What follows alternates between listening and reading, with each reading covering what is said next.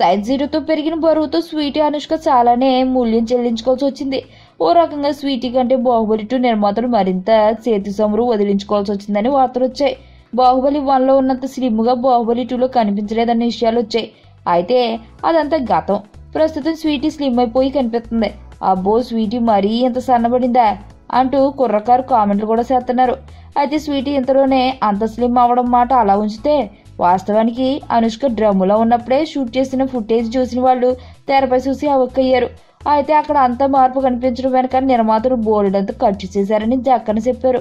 అయితే ఎంత ఖర్చు చేశారో అన్నది తెలియలేదు.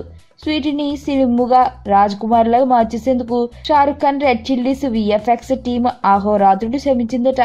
అందుకోసం రెడ్ చిల్లీస్ కి ఏకంగా 2 కోట్లు సమర్పించుకున్నారని చెబుతున్నారు. జస్ట్ స్లిమ్ గా తెరపై కనిపించేందుకు ఎంత పెద్ద మొత్తం ఖర్చయిందా అంటూ అంతా నోరెళ్లబెడుతున్నారు ఇప్పుడు.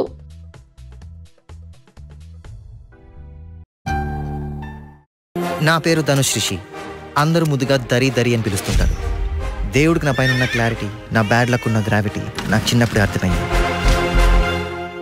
నా లైఫ్లో లక్ ఫ్యాక్టర్ రాంగ్గా ఉండొచ్చు, కానీ లవ్ ఫ్యాక్టర్ మాత్రం చాలా స్ట్రాంగ్గా ఉంది. ఒక మనిషి చేయి చూసి తన జాతకం మొత్తం చెప్పేయగలను.